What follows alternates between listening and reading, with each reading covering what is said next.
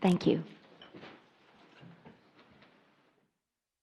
I pledge allegiance to the flag of the United States of America and to the republic for which it stands, one nation, under God, indivisible, with liberty and justice for all.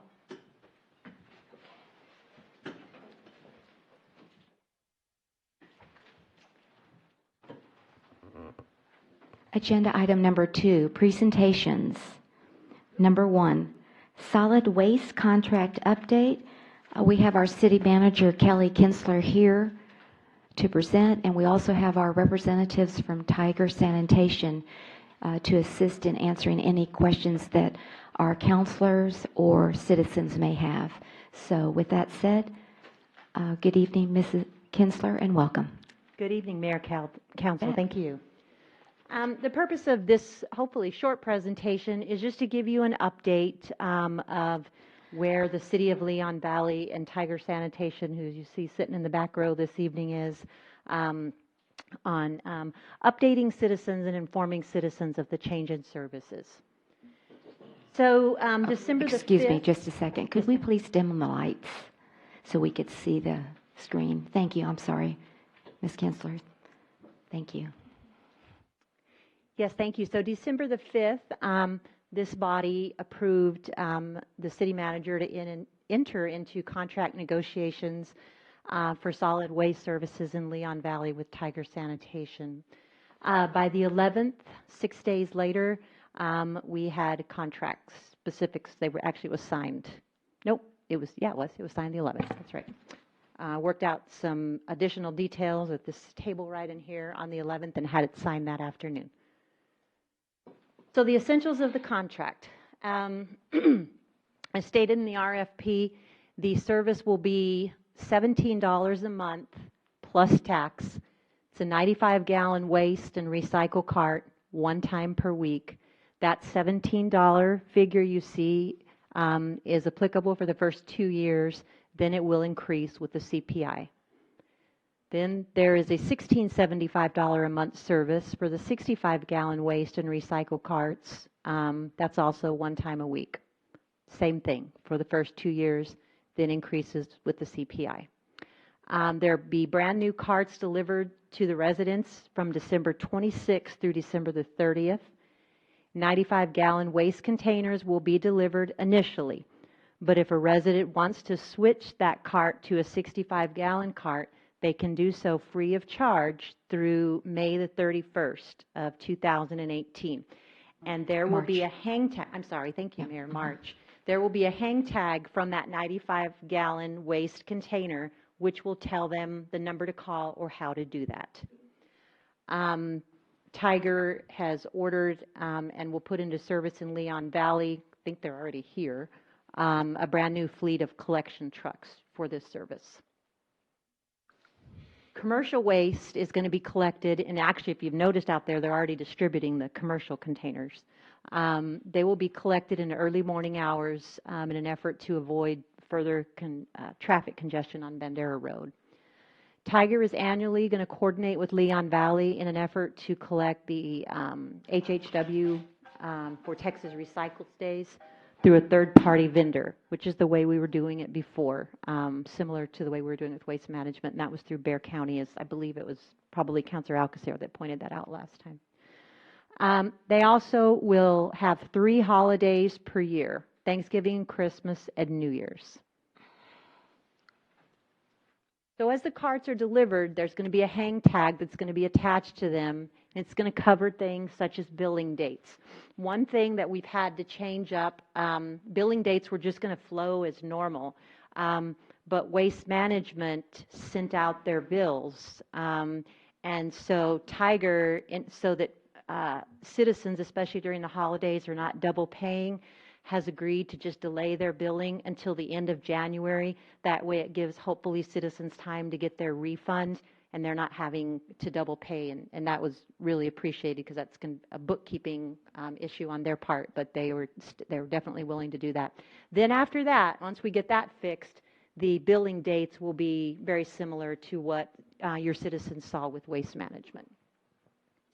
It's also going to have on that hang tag the dates of the collection.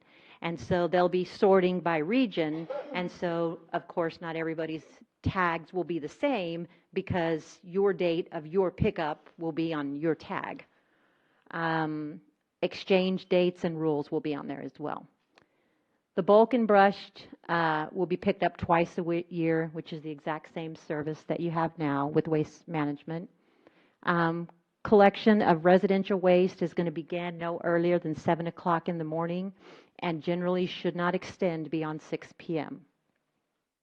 There is a default clause in the contract. If either party defaults in the performance of their duty, they will have 30 days to cure that default. If they don't cure it, the defaulting party can terminate the agreement. Customer complaints should initially be directed straight to the contractor. Right now, as I'm sure you've noticed, between the city's social media next door and our telephones, we're trying to field every question that we can right now, so that by the time the holiday season gets here, I'm hoping the questions are at a minimum. Tiger has already sent out their first mailing to residents. They're going to send out a newsletter this week. Is that right? This week? And then their third piece of correspondence with residents will be the hang tag on the cart. We will also include in our water bill the transition as well, information about the transition. So the other components of the contract is that the contractor has agreed to contribute $2,500 towards the Earthwise Living event, same amount towards the 4th of July event. They have committed to 150 hours annually of community service in Leon Valley, and that community service will be done at the direction of city staff to support whatever city events we need them in. They're also going to provide 100 trees annually. They will participate in our National Night Out. They will be providing us with free solid waste removal for the city-owned containers, same exact setup that you had with waste management. And then provide complimentary e-waste collection for city during the scheduled semi-annual brush pickups. So what has transpired since the update? The citizens received waste management invoices early, on or around December the 8th. And there was a failure to communicate between waste management's administrative side and their bookkeeping side, that they were not the low bidder, and so they sent out the invoices anyway. So as soon as we found out that happened, we smothered social media as best as we could. We also went out to the committees that you all have appointed and asked them to get involved, with their groups, especially with like your Citizens Police Advisory Committee, because they have an email list of their own of their neighborhood. So we got it out that way, trying to inundate the community with information, basically letting them know not to pay that invoice. But it got away from a few. And so Waste Management has agreed to reimburse those that paid within a 5-week or so period. They shouldn't have received the invoices as they were not the low bidder. Again, it was a disconnect. The day the contract was signed, we took immediate measures to notify residents not to pay that invoice. It all happened at once. So what steps did the City of Leon Valley take to notify residents not to pay waste management? We posted it on Nextdoor all the way until 10 minutes ago. I try to take a couple questions at a time on Nextdoor and answer them. We had a Facebook post, a website post. We emailed the committee members asking them to spread the information. And then Tiger sanitation material was being handed out at City Hall, and staff has handed out literature to the committees. So anytime we've had a committee meet, we've handed out literature to them as well. And yeah, but that immediately those were the steps we took. But then the following e-news, we had it on there as well. So we have Tiger with us this evening, just in case you all have questions about the transition that I'm unable to answer, or in the event, which is quite possible, I've not answered some of your questions in this presentation this evening. I so with that, I'll appreciate stand for questions. Okay, very good, Ms. Kinsler. I did have a question about the point you had on the PowerPoint, commercial pickup, what time is early? Because in the past, I've gotten complaints from citizens that a garbage truck is picking up at a commercial, especially like Grass Valley right there next to Right. Bandera Road, and on the other side Seneca, like at 5 o'clock in the morning, and they think that's too early, that's waking Okay. them up. So I just wanted to Want to answer that? see what time is too early, because I know regular residential pickup starts at 7 a.m. That's correct. Yes, sir. Mayor, council, good evening. Lee Kuhn, Tiger Yes, sir. Tiger Sanitation. 4 a.m. is what we had planned for. 4 a.m.? 4 a.m. is start collection, but let me point out though that Okay. in commercial areas adjacent to residential areas, we certainly work with the communities we serve. Okay. We understand that sometimes on those borders that you may have apartments or homes that back right up to commercial areas, and so a lot of times we're able to spot that ourselves. But in the event that we're not, and someone complains or says, "Hey, can you alter your schedule?" We're able to do that, and so we would do that here as well. Okay, I'm just, again, based on past experience. Also, I did see someplace, I didn't see it in this presentation, but people are asking me, but now what day are you going to pick up both my garbage and my recycling? So I've said that whatever day that you have currently that you pick up garbage and recycling, that's going to be your pickup day. And then everybody else had a second day for garbage pickup.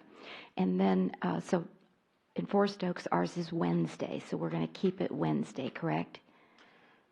Or is it going to change? Yes, ma'am. So, Okay, so what that's- we've communicated is, right now is if you have Monday service, Monday would be Monday, Thursday, and then, or some folks have Tuesday, Friday, and then Wednesday, Saturday. Correct. What we're communicating is that you'll receive your service day on your first current service Right. day. Okay.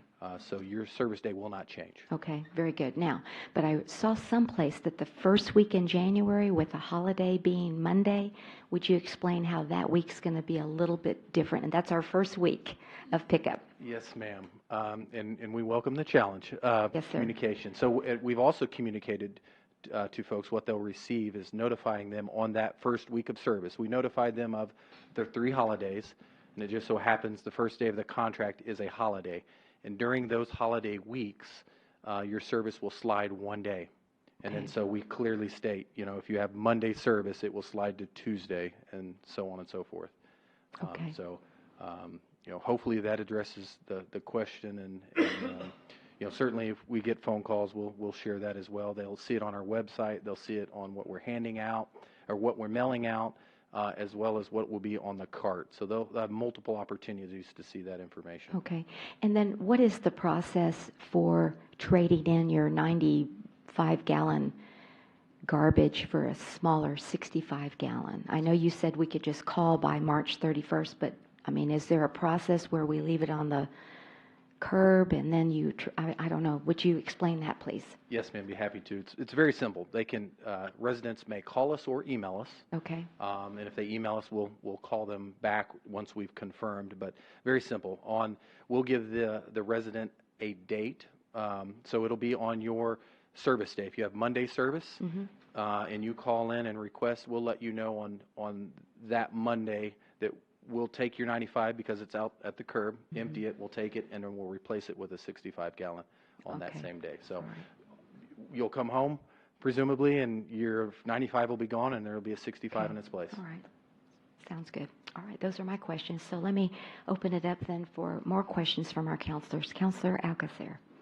Yes, sir. Well, I bugged the manager all this afternoon because our neighborhood is a Monday, and Waste Management has never picked up the following day. And so we have a predicament in our neighborhood because this past Monday will be the last day they pick up recycle, and you don't pick up until the 2nd. And we need our carts because we have no place else to put the recycle. So my request on behalf of my neighborhood and all the other Monday people is to be the first ones to get the cart so that on Christmas Day or the day after we can put the recycle into the new cart. because we'll have 2 weeks of recycle that we won't be able to put anywhere. Yes, ma'am. Our current plan is Tuesday morning, 7 a.m. We plan to deliver carts that morning we'll start with Monday, and we get all of the Monday residents' carts delivered first, then we'll follow that up with Tuesday and then Wednesday. Thank you, Sarah. Okay. I appreciate it. Very good. All right, any other questions? Yes, Counselor Martinez. For commercial customers, are you going to pick them up more than once a week, or is that something negotiated? You could have a restaurant that has so much that they need 2 or 3 pickups a week. Yes, sir. Our goal is to provide them the same level of service, same frequency as they're currently receiving. But if they want to change it up or down, we're completely able to do that. Okay.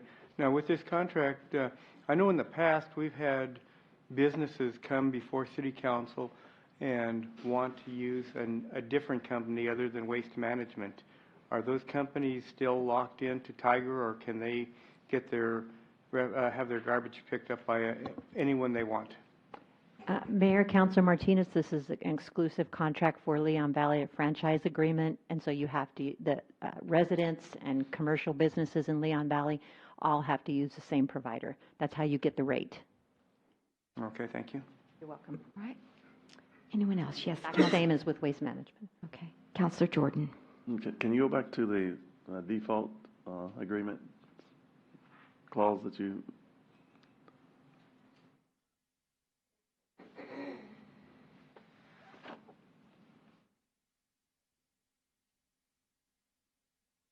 Mayor, Councilor Jordan, there it is.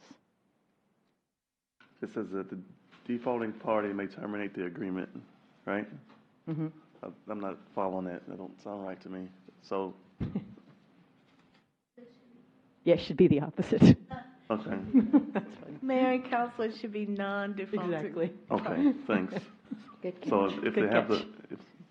okay, thank you. Thank you. Anyone else? Okay. Are there any residents or visitors that have a question? If you'll please come forth to the podium and state your name and address for the record and ask your question. Thank you. Good evening.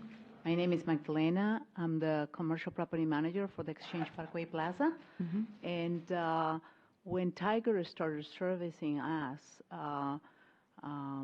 well, during this past year, we had 2 really bad experiences with them because we do have a restaurant on site, and then after they dump their dumpsters, they squeeze all the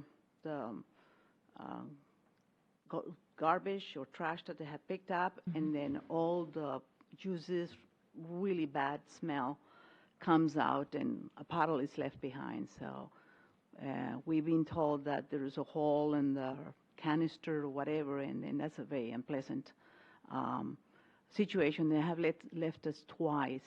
The days exactly, I cannot recall them now, but I hope that will not happen in the future. And that's Tiger? I would just, because we have an exclusive, No, I think we have Tiger. Nobody in the city Always manage? should have Tiger. until Tiger, January or 1st. Probably, I'm a little confused. Yeah, whoever, Okay, yes. right. It's the new contractor that you have since the last, 3 years, whatever. But it has happened within the last couple of years. or We had at least this we had a year. 5-year contract that ended. Yeah, and so whoever is yeah. being in place. Okay, so that was Waste Management.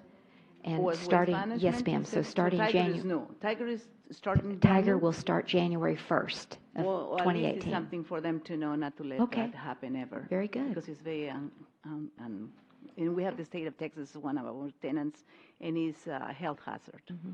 So I hope it will never happen. Yes, Okay, great, goody. Thank you. okay. Counselor Edwards. I didn't hear where you said who you represented. The Exchange Parkway Plaza Okay. on Wurzbach and next door to the Wells Fargo building. Right. Okay, thank you. Right. Okay, thank you. Thank you. So again, any questions, concerns, complaints after January 1 goes directly to Mr. Kuhn. So, and they'll handle it from there. And of course, we'll help too, but that's important. It'll actually go to a customer service customer representative, service, the yeah. lady that oversees that, but we'll make sure that information is out. Yes, ma'am. Put the phone number on e-news and wherever. We're going to put Mr. Kuhn's number on the front page of the San Antonio Express. Okay, very good. I already told him I had to have his phone number in my cell phone, so just in case I need to ask a question. Is there anyone else that would like to ask a question regarding our Tiger sanitation contract and what's coming starting January 1st? Okay, then if there are no, yes, Counselor Ely. Just one point of clarification. When the days slide over one day, do all the others slide over as well? In other words, everybody else's goes back one? Yes, ma'am, that's correct. Okay, just want to be sure. Okay. All right. All right. Thank you so much. We do appreciate it. Thank you, Mr. Kuhn, and the rest of the Tiger sanitation representatives, and we look forward to working with y'all. Okay, you Thank bet. you for And Merry being here. Christmas. All right. Counselor Alcacer, your email's now been answered, right? Yes. Okay. Thank you. Okay. Moving then to agenda item number 2 under presentations. Summer 2018 outdoor music event at Raymond Remkes Park. And we have City Manager Kelly Kinsler to present this agenda item as well. Again, welcome. Thank you, Mayor and Council. This was just brought to me maybe a month or less ago, I think less than a month ago, by Mr. Mumani, who owns the Courtyard Cafe here in Leon Valley. I think pretty much everybody just about in this room has eaten there. And he brought a proposal to me that he would like us to consider. And I think after I thought it through, we probably would need a 380 agreement to go with it if you were inclined to do this. So the I want to apologize in advance, Mr. Mumani, because I'm afraid that some of these Bolivian words I'm going to pronounce wrong, but I'm going to try hard. So the proposal on the table for the council to listen to is for us to possibly develop a 380 agreement with the Courtyard Cafe in an effort to bring a music festival to Leon Valley with an internationally acclaimed band, Los Jargas. And we're going to play a little bit of one of their performances. I don't know if this one was in DC or overseas. Crystal, can you click on the YouTube, please? Thank you.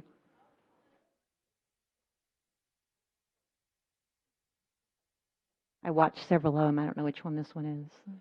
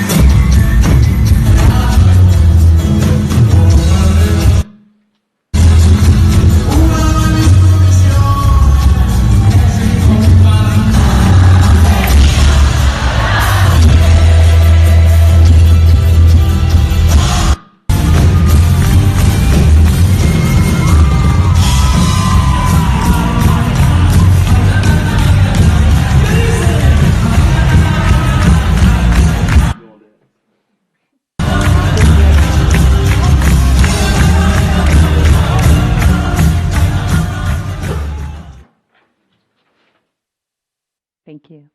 Lots of energy. Right. And so that was just a small sampling of this band who actually travels internationally. Their name is Los Jarcas. They're a Bolivian band from the Capinota province in the department of Cochabamba. One of the most popular Andean folk music bands in the country's history, actually. Among the styles they play are the saya, the tuntuña, the huayno, and the carnavales, right? The instruments they use include the charango, the quenya, the zampona, the ronroco, the guitar, and the bombo. So this band has toured across Japan, Europe, Scandinavia, all across South America, Australia. They've composed over 350 songs. And they're like a couple of groups that I can think of. I can't remember the second one. One I was thinking of was Il Divo, in that, you know, they have an international following. Wherever they play, there's a certain group that follows them. So what's happening is they are actually going to be in the United States in June. And Mr. Mumani will be traveling to South America in January, and actually has ties and contacts to this with this band. And so they're going to be playing in Washington, D.C., Los Angeles, and New York. I thought it was Chicago and New York. And maybe Leon Valley. We're on that level. And so that's right, absolutely. And so what his proposal is he would like, on behalf of his business in the Courtyard Cafe, is to bring these musicians, which are very costly, as the headliner, and then local musicians, various, you know, different flavors and cultures of music, which would be openers, and then this would be the finale, to the park in June. I said, June, we have a 4th of July thing. The problem is that's when they're in the United States, because they travel around the world. And so that's the only time that we can have them. We don't even know a date right now in June, because he will need to go meet with them in January, and we'll have to see if this is viable. He would charge a fee to enter the park in an effort to fund the musicians. He would want to use Raymond Rimkus Park free of charge through this 380 agreement, so that he could bring this economic development initiative to Leon Valley. He is proposing a committee to assist with this, with one city representative, one Chamber of Commerce representative, and then another representative from the local business. So what would we have to do? Well, we would have to agree to give the park up free of charge. We would have to provide traffic control and security for this event. You can actually provide that with your red light camera funds. That would qualify the traffic control funds. We would facilitate the ethnic food and drink booths for the event.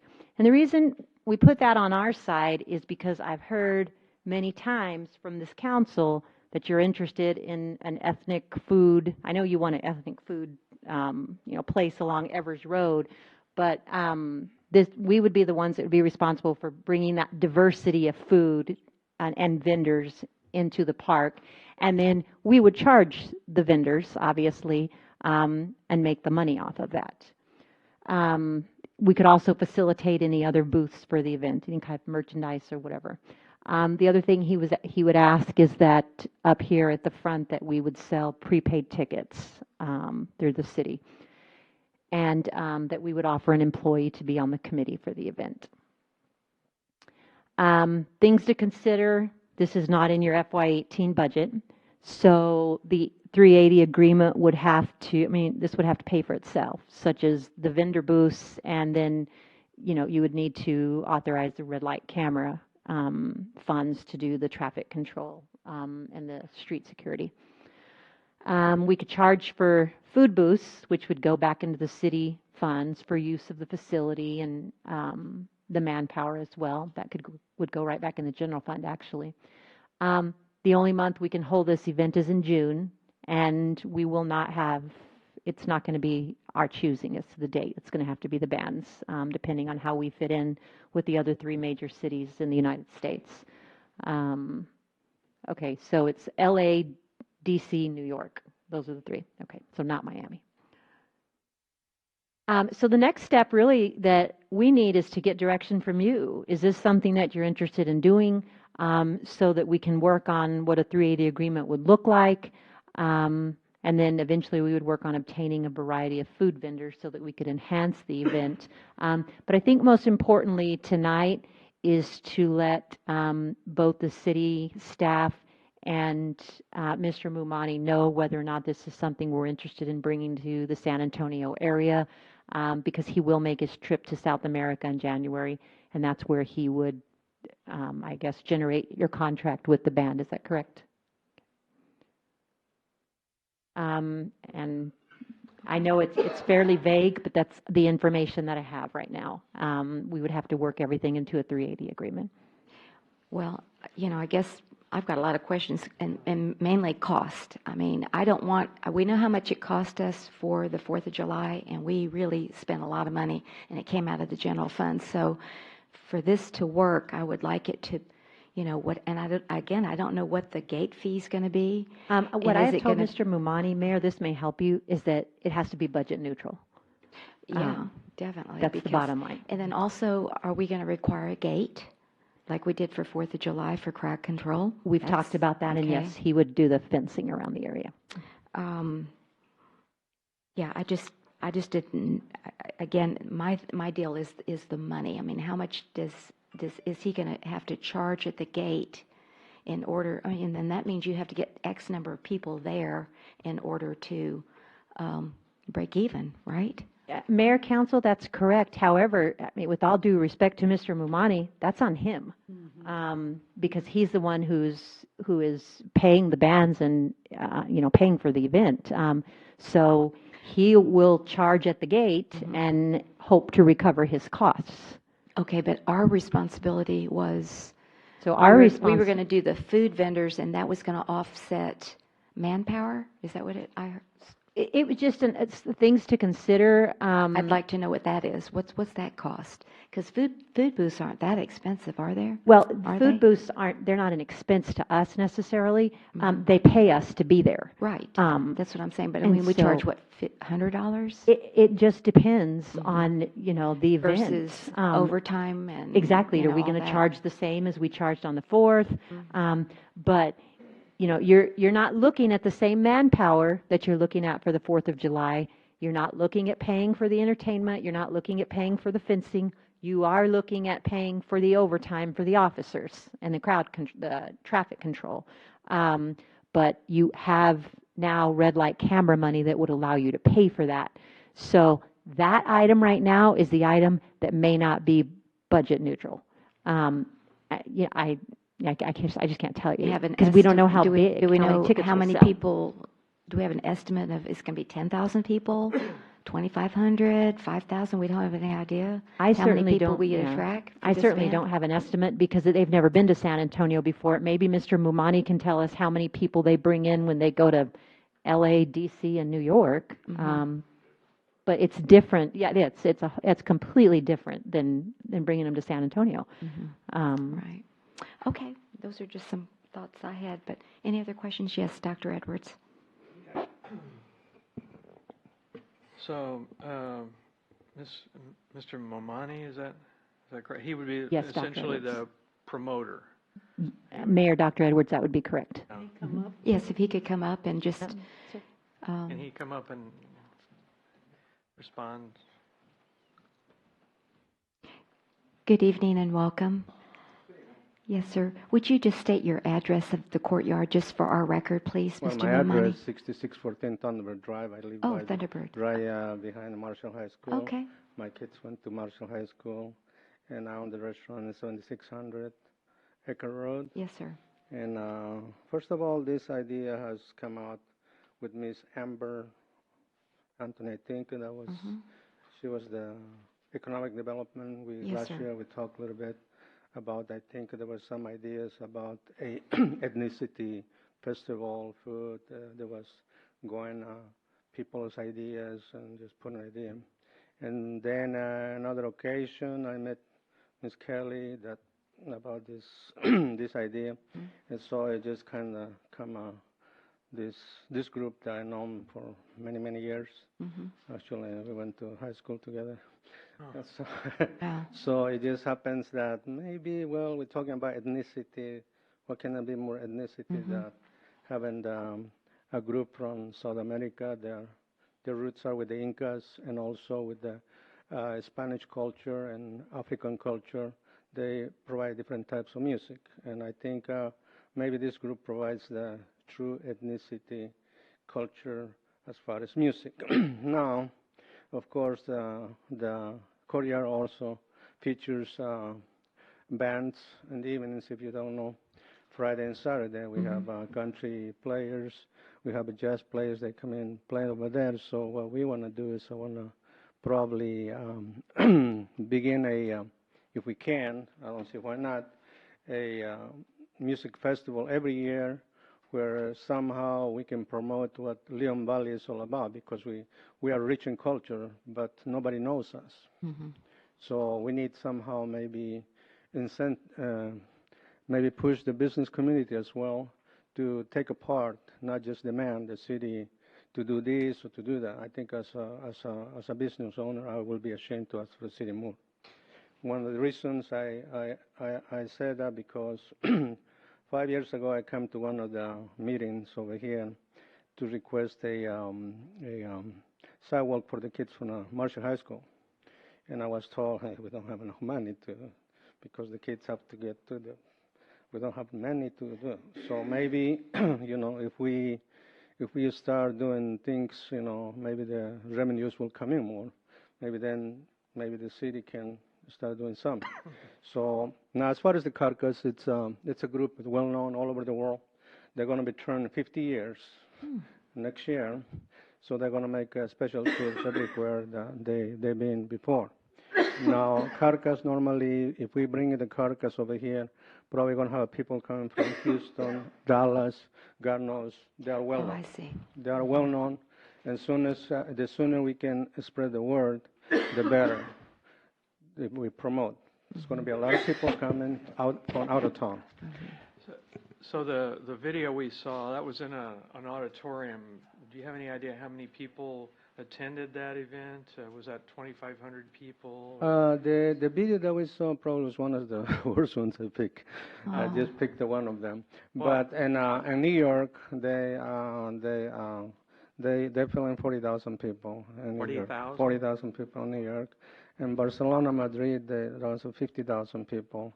Wow. So in Los Angeles, they draw, I think, 8,000 or 9,000 people, depending of the promoters. The promoters have to do their work, because they don't do the promotion. They hire promoters, and the promoters in charge. I was 2 months ago in Houston. There was just smaller than Courtyard Cafe, and they play over there, and they charge us $250 per person, and people will pay. And that was just probably no more than 400 people, but they covered the cost. The restaurant, the nightclub covered the cost. They were not very happy because they did not have dressing rooms. They told me that. Over here now, my option is the following. I don't know how the city feels about this, but if I don't get the city help in this, I'm going to ask Northside Independent School District, see if they can lend me the stadium they have over there somewhere over here by the natatorium, so we can put it. Now, if we're going to have weather problems, then I talked already to the principal of Marshall High School. They fit for 1,000 people. People don't have no problem paying $250. There's 1,000 people per person. They will not have a problem at all, okay, because they are well known. Now, if we do in Rimkus Park, very easy, probably 5,000, 6,000, charge them $30 per person, do the math. A lot of money, and they will bring it. Now, of course, the fill-in bands, they might charge $3,000 or $4,000 per piece. Let's say 3 or 4, that's another $6,000 for them. Because I want to put the full bands like the jazz. Billy Ray Shepard, if you know, is famous known in jazz music. He has a band of 6. Right now, I only have him playing, but that would be nice to have jazz. And also, there are some groups they come over there. They do the jazz exercise. So kind of make a festival from 12 o'clock until 6 or 7 in the afternoon. And in the mornings, have the banders doing their thing. Now, for that also I have to approach the banks. Now, some of the banks like Jefferson Bank would like to participate as a co-sponsors. I haven't approached other banks yet, but they will be willing, and the reason they want to, because they want to be known in the minority group. The minority group does not know this, so they want to also be participants. So if we can come together, work together, and I think it'll be a success. Maybe something we can do every year to generate more revenue for the city, and also at some time culturally become more rich. We are a rich community culturally. We just do not have enough resources, enough activity inside the business community. Look at Fredericksburg. Everybody participates with it. Everybody benefits. I just wonder why we cannot do that over here. That's another question I have is, would you select the other bands that would appear? I'm very open on that. I will select or invite them, or if the city wants to bring in, even I'm going to ask the Marshall High School band and the orchestra to play. This is for everybody. We want to make an ethnicity festival. An all-day event? Yeah. So it would have to be like on a weekend? We can we do don't on the know weekend that. or whatever day they have available, but I will prefer on the weekend. That's what I'm planning to go with them. Right. Okay. Okay, thank you. So Those then, are my questions. Mr. Momari, will you also be responsible for like the stage and the sound system, right? That's part of the promotion? I will be responsible as far as what the cost is going to be, but I'm going to get the assistance from the city manager to refer me where to get those things, because I don't know how the city organizes. But I also heard you say you're going to get sponsors. Yes. To help That- you defray the costs that you yes. have in bringing these bands here. What I like to do is form a committee with the city, with the Chamber of Commerce, where we can bring in these sponsors and they can put in their money, how much, whatever it is, and being managed by them. What I will sponsor is the funding for this group, or the groups are going to be, and then recover my cost. Because I think one of the main issues I see is the money. They do not charge peanuts. They charge between $25,000 to $30,000 per performance. Exactly. So that is going to be on me. So that's why I want to make sure, they will come when they come to the United States. That's one of the main things I want to do it. I think this is a great opportunity for me to leave something from Leon Valley, because Leon Valley has been good to me. Do you know about when you'll know what day in June they could be available? I will know. I'm going to Bolivia and the 17th. I should be returning from Bolivia probably the 25th. 17th of January? January. Okay. And I should have a probably contract with them and dates also, because they're The end meeting of over there. They have the promoters from New York and LA meeting them over there in Bolivia as well. I see. I want to be there when they're meeting, so I we can see. do Okay. All right. So the end of January is We should a little bit have more an answer, specifics. yes. Okay. I know, Councilor Martinez, you have a question as well. Thank you. Has this band been approached, and have they been agreeable to having a concert here in the San Antonio, Leon Valley area? Or is this going to be completely news to them? Well, I do not know exactly your question, but I'm going to try to answer the best way I can. This band will play anywhere and everywhere. They're not picky. But have they been contacted at this point that, hey, we here in San Antonio, Leon Valley, we might request a performance? Or is this Yes, gonna be- they have been. I already talked to one of the members of the band. Okay. Yes. Okay. And to the city manager, is a 380 agreement really the right avenue? I thought 380 agreements were more long-term economic development tool. It would spread out repayment and stuff over years, and not just a one-day event. Mayor, Councilor Martinez, 380 agreements, you can do a lot of things with 380 agreements. The reason I thought we would look at a 380 agreement is because a 380 agreement would clearly spell out, or we could even do it in a contract, but would clearly spell out, you know, this is exactly what Mr. Mumani is responsible for, and this is what the city is responsible for.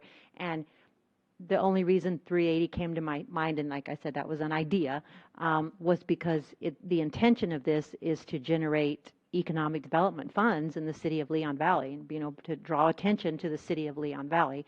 But a contract would work just as well. Okay. I don't know if the city attorney would have a preference.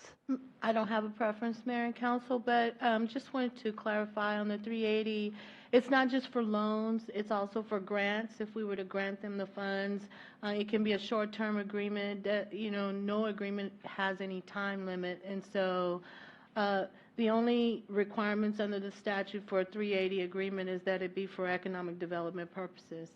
And so it could be anything from 1 day to a project that has several phases. Okay. And my last question is, I'm thinking about the citizens.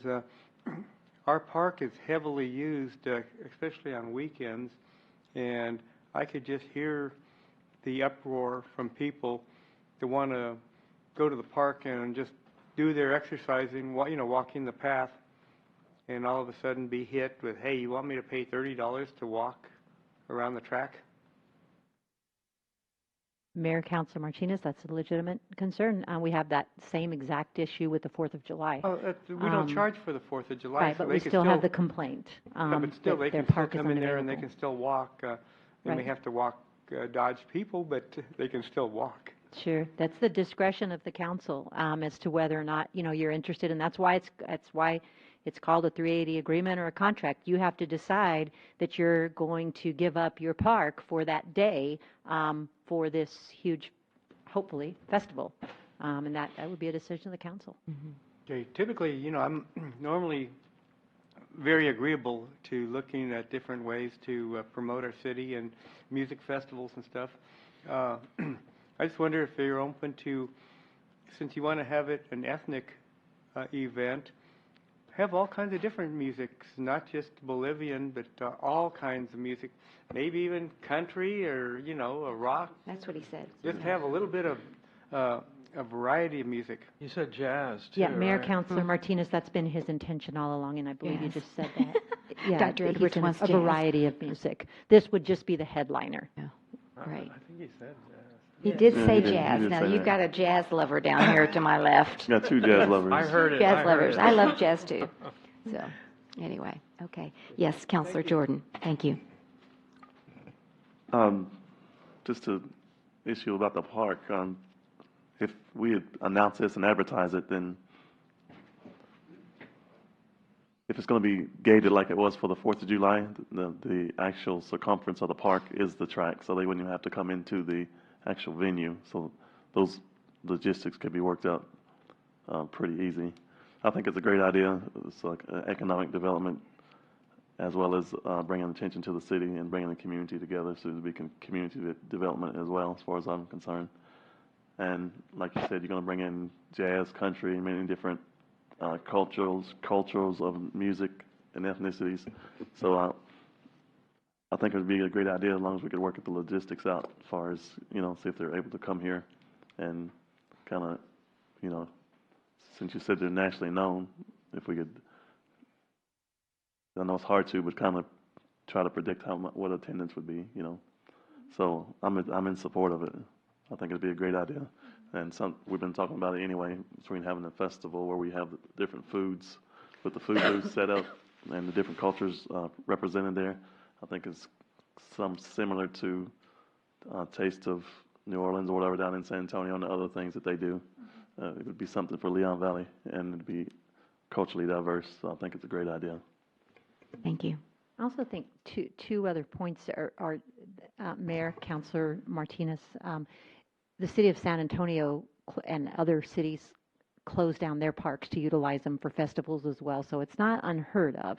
But the second thing that I would encourage in this contract 380, whatever we decide on, and I would say it on record to Mr. Mumani, is that we not do an all-day festival. It's very hot in July, and the city of Leon Valley has not had good experience with all day. People wait until it starts to cool off a little bit to come. And so I would suggest that we not do an all-day festival, and we're actually going to bring that proposal to you in January for the 4th of July because of a lack of attendance during the day. And we've done research on other festivals in the summer. Sandra has that she'll bring to you next time, so I don't mean to steal your presentation for January, but rare is it that a city actually does their celebration all day long during the summer. And so maybe just start in the afternoon so that people aren't so hot all day long. That might work, and that would certainly cut down on the officer overtime that we would need. Right. Okay. Yes, Councilor Ely. I have 2 comments, and that is, if it is held in June, we're going to be riding on the tailcoats of the celebration of San Antonio, which happens in May. The big thing happens in May. They're already celebrating an ethnic heritage, shebang thing. So we're going to be really at a high point of people that are already interested in that sort of thing coming to us during that time period. So if it means, hey, your summer is already full, come on down and see us because we've got the next big thing. And then again, the other concern I have is we've got 4th of July coming up right after that, depending on the date in June. If it's a late weekend date, it's going to be hard to promote 4th of July. I mean, not that we don't already, and people know us for that. And again, it might be a great thing to say to those people that are there, don't forget our 4th of July, and great advertising at that time. So I also see it as a plus. Ethnicity is a great thing. We have multi-cultural restaurants in this community. It'd be great to promote them and have the people come down to enjoy all that we have to offer here in Leon Valley.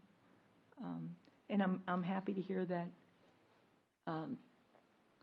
you would be willing to pay for the large bulk of things that our 4th of July really took out of us, that we would get budget reimbursement out of our funds that we already have on hand or will have on hand is another big plus.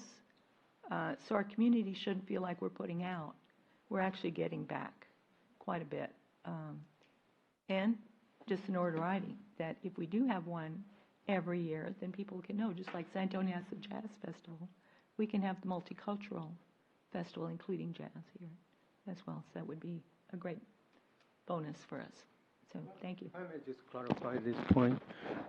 I'm trying to get this this time just in this June, because in the future we might just bring them in straight at a date that they're chosen. We might be able to afford it. Just come to this festival for us instead sharing now. Okay. Thank you. Okay. Anything else? Well, again, you just want some direction from the council, and it sounds like everybody's on board to exploring bringing them in. I guess my concern is just the cost. I'd like the cost detailed to where, I can make sure that, it's a balanced, yes, and we will hear from Mr. Jarzamba. Come on up. That's my concern. But it sounds like, I thank you for wanting to put us on the map. I mean, we don't have too many businesses that come in and say, hey, I want to do this, and that to make Leon Valley a better place, and I want to give back. So I commend you for that. Thank you for I'm Robert Jarsenbeck. yes. I live at 7210 Grass Valley. And one thing you better take into consideration, Evers Road. Oh, it's closed. It's going to be closed more than likely Through in August. June. That's right. Thank you. That's going to create a problem. That's The why we have the people like residents you in the around audience. The park are going to have to listen to music that they may not like. Also, the parking situation you're going to have. If you have a great number of people, like the 4th of July, you can't drive down the streets. You know, you got to take these things into consideration.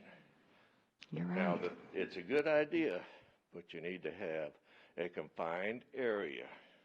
The park is not confined. There's too many entrances. People can walk in from the natural area, can walk in from Evers Road, they can come in from the parks, anywhere, the baseball diamond. They can come in anywhere. They don't have to come through a single gate.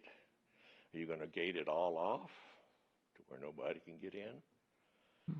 I mean, there's lots of things you better take in consideration here, because an open area like you got there can create a lot of problems when it comes to security and anything else. That's all Very I gotta good. say. Well, thank you for reminding us about Evers Road. I think that's critical, that we will not have that access. Those were excellent comments, and actually, we just discussed this about 3 or 4 hours ago because of the 4th of July. It'll be the same exact thing. Certainly. And so that whole area will just be closed off for this event and the 4th of July. We just had a meeting, a pre-4th of July meeting, about 2 or 3 this afternoon, so we discussed this very concern. So thank you for bringing that up. And did you all have a solution? The solution is it's going to be closed, so it's really better. But I mean, as far as ingress, egress to the event, you're not there yet. Okay.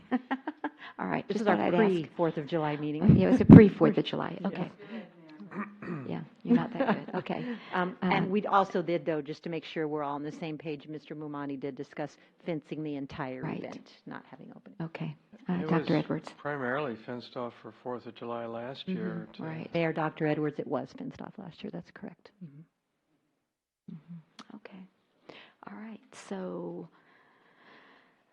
in light of the input we just received, everyone's still wanting to go forward, but taking those points into consideration? Yes, I would Okay, like to. just like we're doing for 4th of July? Right. Yes, Counselor Jordan. Is the Economic and Community Development funds available for this, or does it have to be brought before as an advisory committee to help for this event? Mayor, Councilor Jordan, they're certainly available if you make them available, and if the advisory group makes them available. But I'm hoping, like I stated at the beginning, for this to be a budget-neutral event where it doesn't cost the city anything.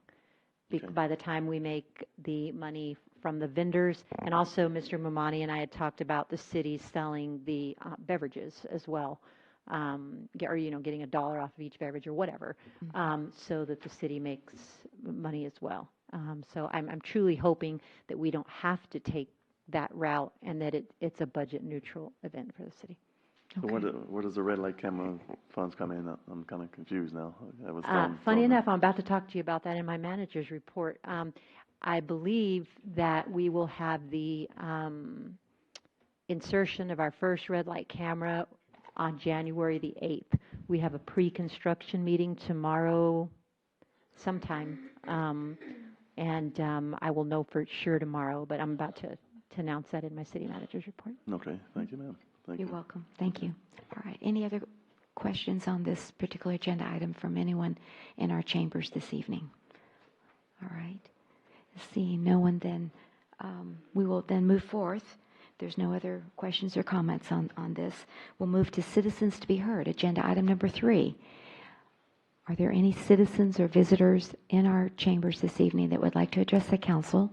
Please come forward and state your name and address for the record, and you have up to 5 minutes to speak. Okay. Seeing no one, then we'll move. Ms. Kinsler, you're up for the city manager's report, and I guess you'll just do it from there. Is that what you'd like to do? Yes, Mayor, that would You be bet. fine. Thank you. Thank you. First of all, we have a birthday in the house pretty soon. So I was hoping you would join us in singing Dr. Edwards' happy birthday. Because this will be the last time we will see Dr. Edwards until the middle of January. I can't prevent it, Dr. Edwards. I can't Sorry. prevent it. I think it's Christmas Eve. Christmas Christmas Eve. Eve. So if we could Christmas sing. baby. Yeah, December an 24th. almost Christmas baby. So if we could maybe sing happy birthday to bet. Dr. Edwards. Happy birthday to you. Happy birthday to you. Happy birthday, Dr. Edwards. Happy birthday to you, and many more. Thank you. Thank you. Thanks, everyone. And just a little FYI, tomorrow is our city attorney's birthday. So happy birthday. Happy Yes. birthday. We're taking her to lunch. There you go. What? Oh, It's off tomorrow. You'll have to. we're going to celebrate in You your thought honor. you were off tomorrow. You thought you were off. It was my job to do the invite. Okay. Maybe it'll be Thursday. There we go. So, want to just talk a little bit about the town hall agenda. What I have on the agenda, based on the couple of times that I've brought it up to you all, are the pool, an update on Bandera Road, strategic goals, and Tiger sanitation, the changes, just to keep that message just as consistent as we can. Counselor Alcacer actually suggested possibly something on the audit process before we had audit and after, how it works, what we did before. And she also suggested something on the new home rule charter and how it will affect Leon Valley, the Amber Alert, sorry. Do we need to do anything? It's an Amber Alert. Okay.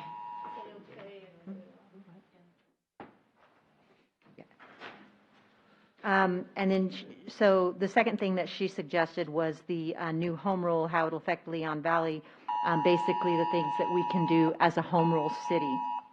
And then after last Saturday, you all have also added the pavilion, or I guess it's not the pavilion really, it's the lot at the corner of Peachtree and Puff. Right, and what to do with that. Right. This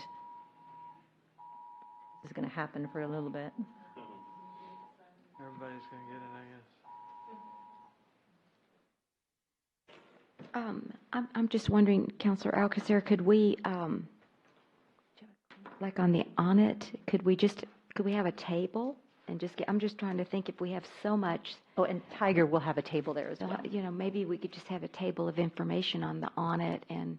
I just thought it was sanitation. important to let everybody know what's happening, because we continue to have problems both with citizens and in relation to the businesses. And if the police and fire and maybe the other departments could give a brief presentation, 15 or 20 minutes, I think it's an important part. I mean, it's just as important to me or more important than the pool or the corner lot.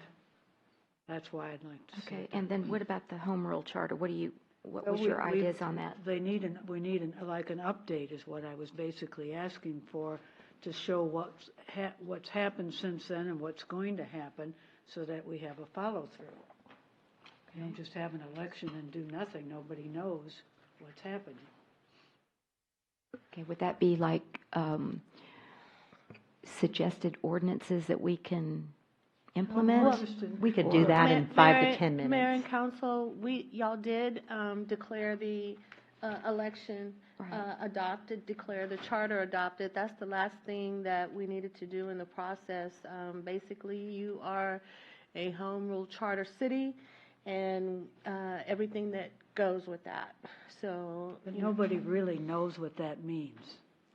well, it means that we're no longer tied to the state statutes and what type of law. Yes, ma'am, I know what that means, but the gente, as it were, the people of the community do not know. They didn't know before, they didn't know when they were voting, and they still don't know. I thought we educated them as much as we could, but I mean. So maybe like a 5 or 10 minute presentation, just with bullets going, this is what happened, this is where we are, this is what we can do now. If you all want to do that. Okay, well, remember, we have the clickers.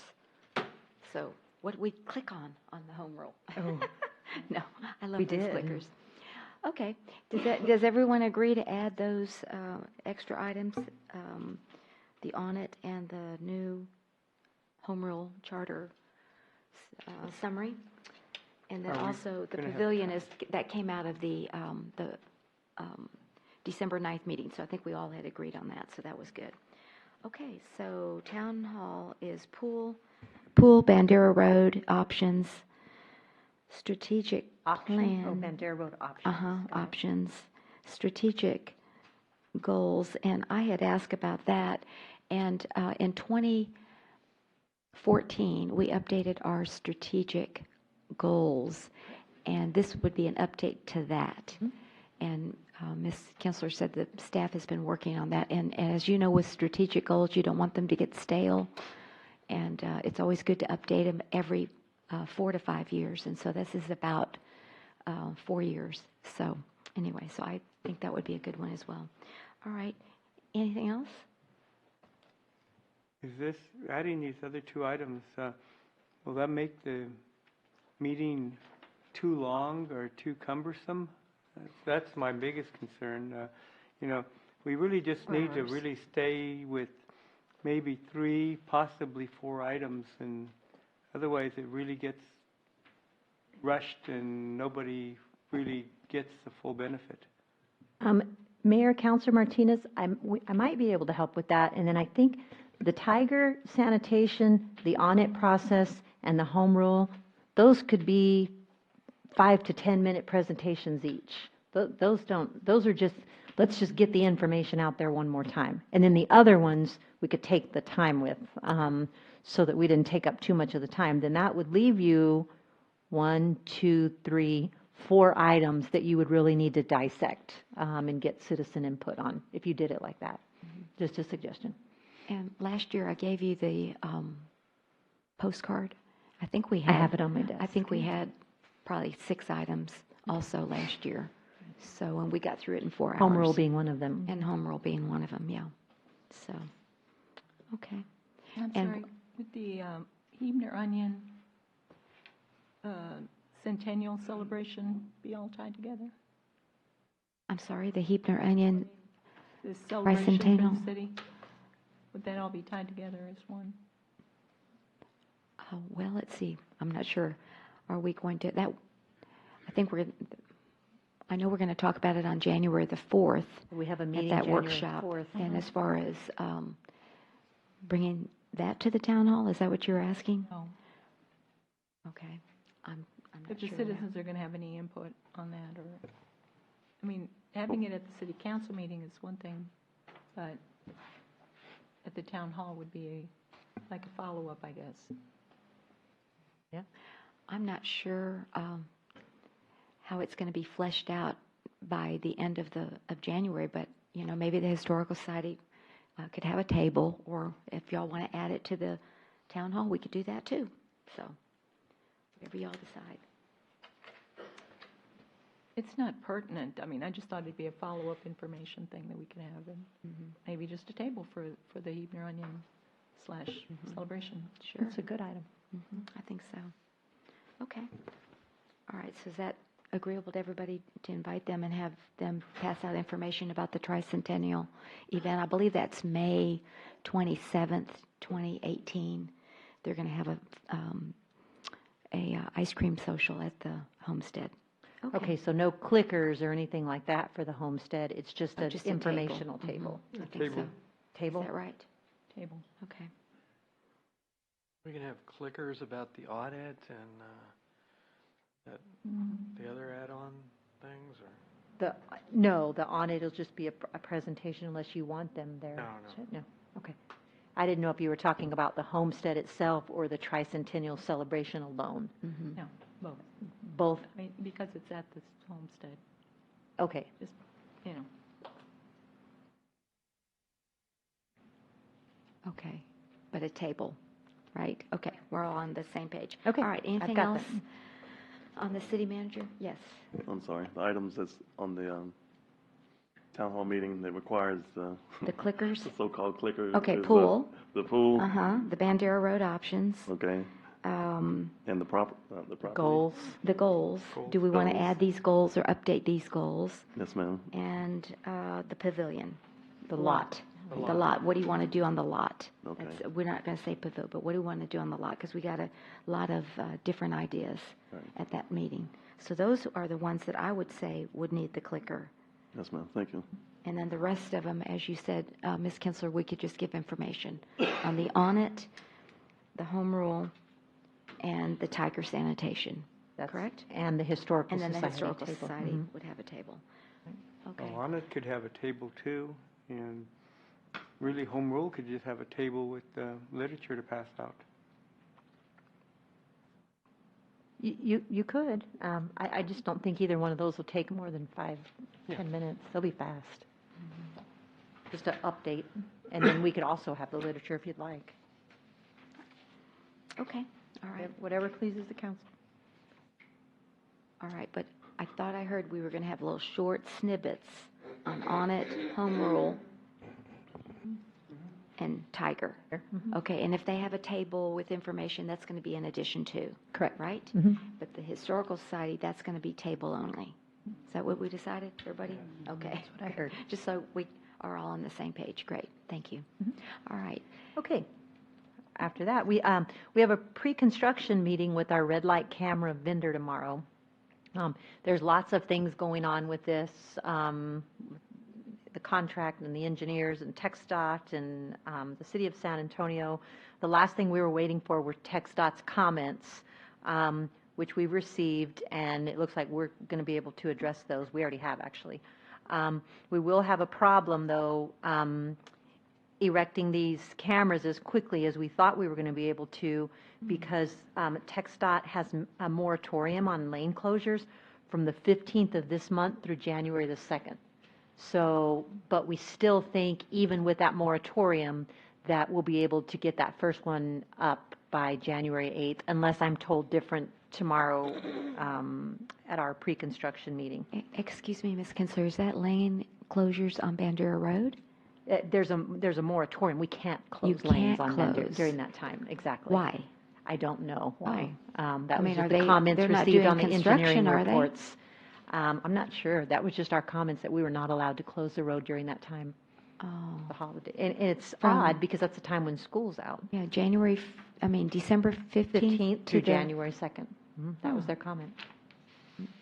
the only thing I can think of is the holiday. Exactly. they It just falls wanna in have- line yeah, they when just wanna school's have- closed. Yeah, okay, Doesn't make sense, though. all right. Thank you for that clarification. I appreciate it. Well, I wasn't really able to But clarify. I mean, I was thinking, yeah, anyway, never mind. Yeah, got it now. So there's some work we can still do, but without those lane closures, we're not going to be able to do any major work on those cameras until after the 2nd of January.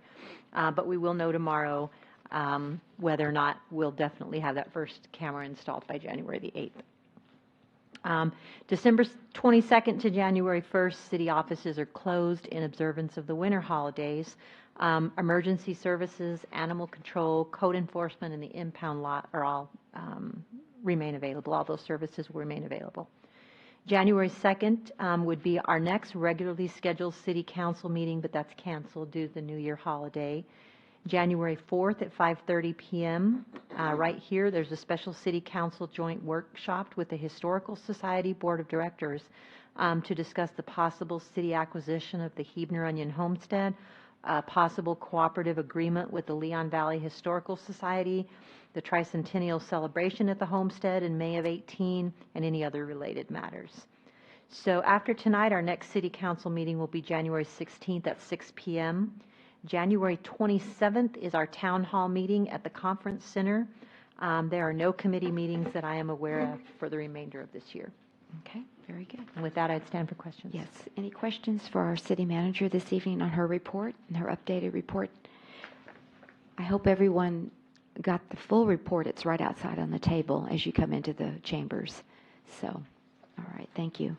Any other questions from any of our residents or guests on the city manager's report? Okay. Seeing none, then we'll move to announcements by the mayor and council. Let's start over on this end. Councilor Ely, what would you like to announce this evening? I guess just be careful out there. Weather has been turning nasty. It's slick. It's terrible to be out there driving when the weather gets cold and icy on the roads. I prefer everybody to have a safe Christmas and get home safely to their families. And with that in mind, please, and my sincerest wishes for a Merry Christmas for everyone.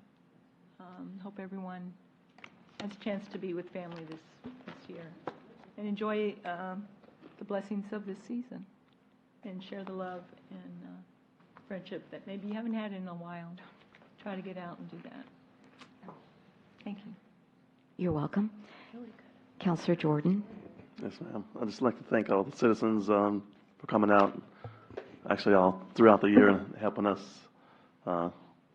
make the decisions that we have to make. I thank the department leaders. I thank them for their integrity. I thank them for their professionalism. Thank them for their work ethic, and all the employees in Leon Valley. I appreciate everything that you do. So Merry Christmas and Happy New Year. Thank you. Counselor Martinez. All I can say is, everybody, have a Merry Christmas. Tell somebody you love them, and a Happy New Year. And I'll see you next year. But I'm always available. If you have any questions, feel free to contact me. Okay. Thank you. Counselor Alcacer. Yes. I recently read an article that included a phrase that I'm adopting, have attitude with gratitude. And if you think about that, it would make our world, and practiced it, it would make our world a wonderful place. I echo Councilor Jordan's sentiments, and I'm particularly happy to see the Mausers here this evening, especially with what we had read recently. And I wish them well and hope everything goes well. And everybody else, thank you for being here, and have a wonderful holiday, and enjoy your friends, family, and everybody you come in contact with. Thank you. Dr. Edwards. Thanks to everyone for coming out tonight, the citizens who are actually, of course, our bosses. And thanks to all of the city staff and police and fire department. And let me see if I can say this right. Feliz Navidad and Feliz Prospero Años. All right. Nuevo. What? Prospero Año Nuevo. I don't think I can say that right. Anyway, Happy New Year. And I guess we'll see you again next year. And thanks for coming out and being interested in the city. And thanks for singing Happy Birthday to me. Okay, you bet. I just want to, again, it's kind of like a repeat the resounding joy, right? So anyway, Merry Christmas, Happy New Year, Happy Hanukkah, Happy everything. Have a joyful and safe holiday. And again, thanks to all of our citizens, our staff, for working together. And I saw something on Nextdoor today, and they were kind of complaining that, you know, about the decision on the Tiger sanitation and not knowing about it. I want everyone to know that we have an open door policy. You can speak at the council meetings. Now they're live on streaming. So please, if you have any questions, comments, contact either me or any of your counselors or the staff. And we certainly want to keep you in the loop. And the town hall meeting is a fabulous opportunity to start the new year right by giving us your input. And we will have volunteer applications at that seminar as well. Okay, so with that said, let's move to the consent agenda. We have agenda items 6-1 through 7. And is there anyone on the council that would like to remove any of those items for discussion? Yes, Mayor? Councilor Mayor, I'd Martinez? like to have item 6-2 pulled. 6-2, okay, very good. Any others? All right. Before we discuss item 6.2, if I could have a motion and a second to adopt the consent agenda items 6.1, 6.3, 6.4, 6.5, 6.6, and 6.7, please. I so move. Okay. We have a motion by Councilor Alcacer and a second by Councilor Ely to adopt the consent agenda items 1 through 7 with the exclusion of 2. Any further discussion? All those in favor say aye. Aye. Any opposed? The motion does carry. Moving back to consent agenda item 6.2, discuss and consider possible action on an ordinance amending the Leon Valley Code of Ordinances, Chapter 1, Article 1.06, Section 1.06.004. And we have Teresa Bader and here to present this evening. Thank you. I wasn't sure if our librarian, Sandy Underwood, she's here this evening as well. Welcome. Thank you, Mayor You and bet. Council. Okay, so I'm here today to present a request from the Library Board of Trustees to amend their terms of their terms. They currently have 2-year non-staggered terms, and they'd like to switch to 2-year staggered terms to create balance and continuity on the board.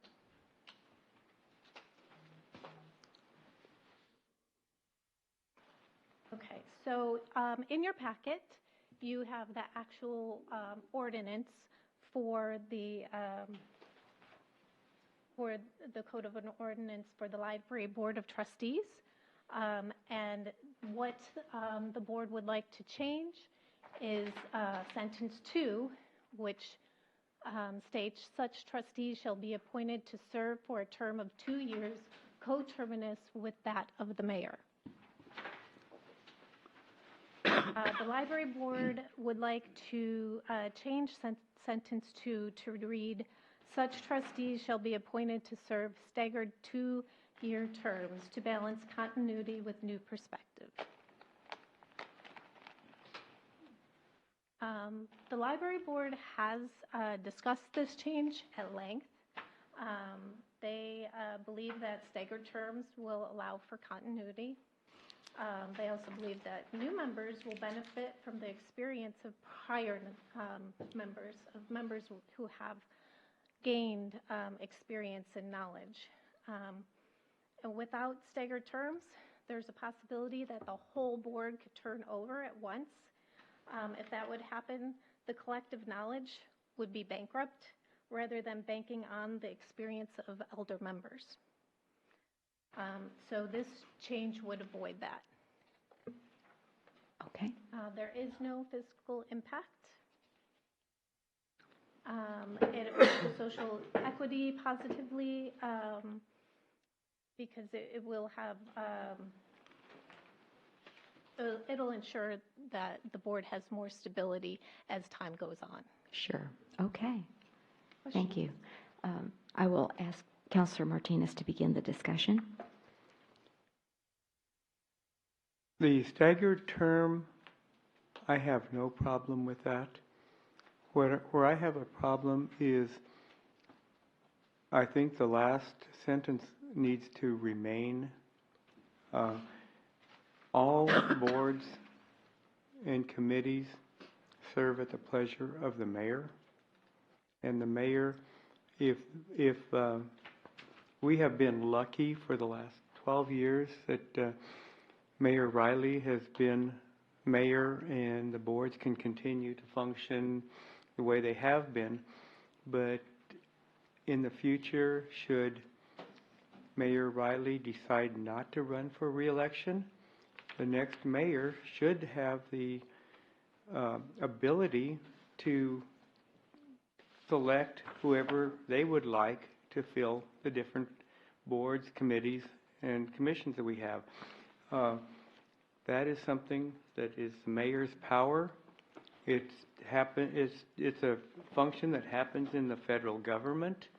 And I was, just so you know, just full disclosure, I was affected by when Mayor Riley won election. Mayor Meffert appointed me to be on the zoning commission, and I was a zoning commissioner for a little more than a year. And Mayor Riley didn't know me at the time, so she decided to replace half of the zoning commission or keep half people that she knew, kept them on, and brought her own people to fill the other half of the zoning commission. So that's the only thing that I would recommend, we keeping the, just that one sentence where the mayor can appoint whoever she would like or he would like in the future. That is, let me find it here. Because the only one where they've asked is that second sentence is the only one they want to change. Yeah, but that coterminous, okay, coterminous with the mayor.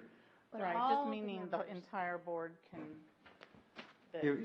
If we could have the How do you word that, sentence, the revised staggered terms, coterminous with the mayor, I'm fine with it. But is that contradicting itself, the wording? Coterminous with the mayor, to me, Means the same. it's the same. When the mayor election Can't really happens. stagger it if you're going to do them only Coterminous. with the mayor's appointment or election. If it's staggered, you'd have appointments made every year versus every 2 That's years. the board, yeah. It's Counselor Jordan, I'm sorry. excuse me, yeah, Yeah, needs to be thank you. recognized. Go ahead. To me, this is, there's two separate issues. When I'm talking about the appointment or removal of a trustee board member, we're talking about the terms. And even if they are serving a 2-year term, the mayor has the pleasure, just as you stated, to remove them and replace them with someone else. So with the statement that you're trying to connect it to is two separate issues. You have the term, which is a 2-year term, which can be staggered, and then you have the authority of the mayor to appoint or remove that person, no matter what year or what position you're in on the board. Is that right? I just wanted to clarify Well, that. I just want to say that I haven't looked at the Library Board of Trustees, the code on that, as far as vacancies or as far as removal of board members, but I'm sure that there's a procedure as to, or there have to be reasons as to remove a board member. You can't just, you don't have autonomy as mayor to just remove a board member on the Board of Trustees. There has to be something that either they did or didn't do, either absence from office or probably committing some misdemeanor or felony, or I have, and I apologize, Mayor and Council, I have not read I that understand. portion, but that's basically been how most of the committees and the commissions have been. Yeah, I think what Councilor Martinez was alluding to is when there's a new mayor and you go door to door and you get a lot of new volunteers, I was able to replace, I guess, most of the boards with just half and half. I mean, I didn't complete, but, and I don't know if it was because we were a general law or what, but anyway, that's what had happened years ago, and I guess I don't know, you're asking and if I that can wasn't still be. here, and I don't know what the code looked like at that time. But at this time, as far I can speak because I've been looking at the zoning commission, and I can speak from that board. That can't happen. Like a mayor can't come in and just remove a board member because they're the new mayor. There has to be a reason for removal of a board member in the code the way it is now. I don't know, Sandy, can you tell us what are the reasons for removal of a board member? It just says the library shall be administered under the supervision and control of the city manager by a board of trustees to be appointed by the city council and to consist of 7 members, 2 alternates.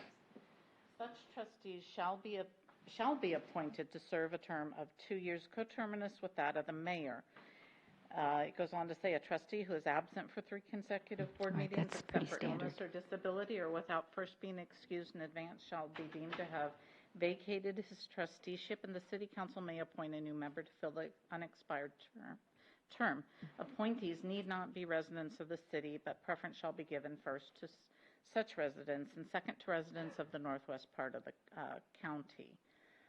That's really for terms, that's all it addresses.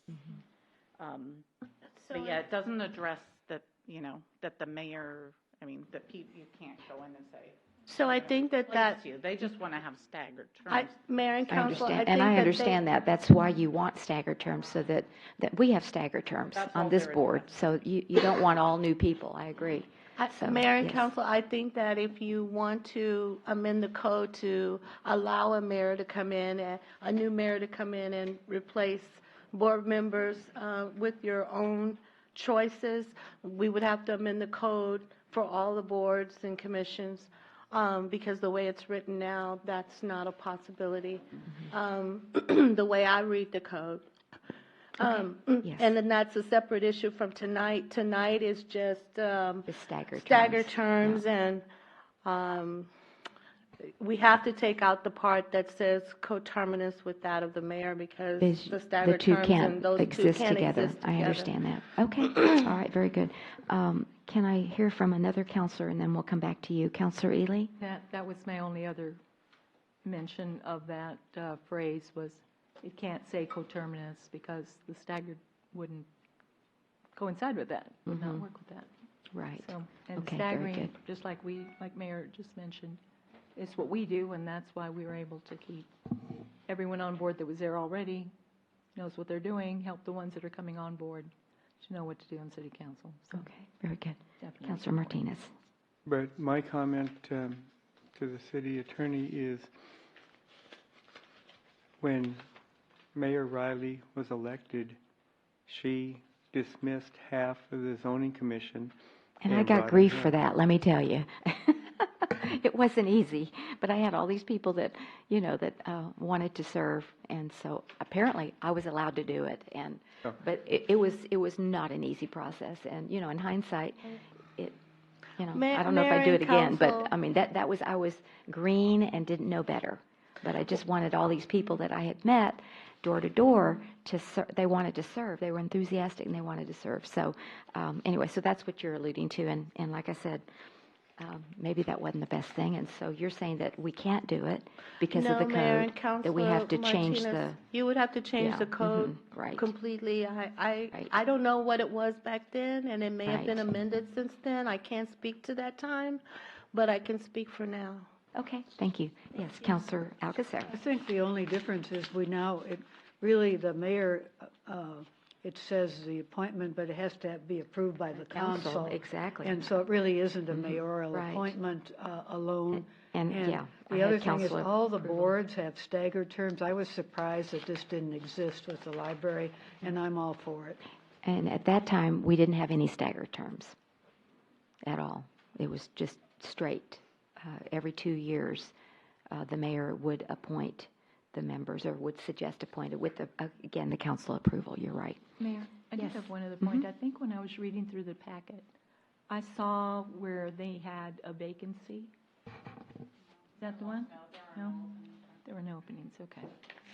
And, it was the Board of Adjustment, I'm sorry. Board of Adjustment had a vacancy. Never mind, I'll talk about that later. Okay, very good. All right. With that said, then, So I move that we approve item 6.2 as requested. Second. all right, we have a motion by Counselor Alcacer and a second by Counselor Jordan to approve the consent agenda item 6.2 as presented. Any further discussion? All those in favor say aye. Aye. Any opposed? The motion does carry.